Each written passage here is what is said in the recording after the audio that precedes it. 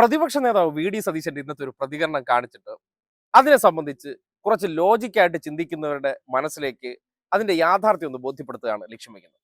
അതായത് ഇന്നിപ്പോ സതീശന്റെ ഒരു പ്രതികരണം കേട്ടു.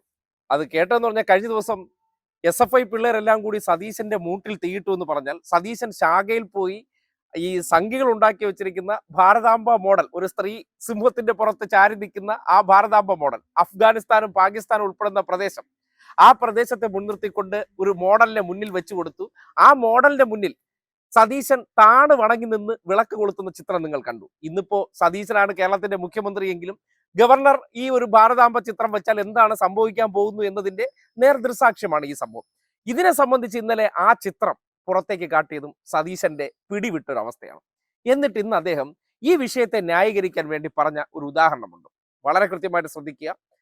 കേന്ദ്രമന്ത്രിയായിട്ടുള്ള, അതായത് കേന്ദ്ര ഉപരിതല ഗതാഗത വകുപ്പ് മന്ത്രിയായിട്ടുള്ള നിതിൻ ഗഡ്കരിയെ ഈ അടുത്ത കാലത്ത് മുഖ്യമന്ത്രി പിണറായി വിജയനും മുഹമ്മദ് റിയാസും കാണാൻ പോയി. ഇവിടെ അദ്ദേഹത്തിന്റെ ഓഫീസിൽ അദ്ദേഹത്തിന്റെ അനുമതി തേടി കേരളത്തിന്റെ പ്രതിനിധികൾ എന്നുള്ള നിലയ്ക്ക് കാണാൻ പോവുകയാണ്. അതിനെ സംബന്ധിച്ച് സതീശൻ പറഞ്ഞത് കേൾക്കും. ആരാ ആർ എസ് എസിന്റെ ഏജന്റ്? ഈ നമ്മുടെ നാഗ്പൂരിലെ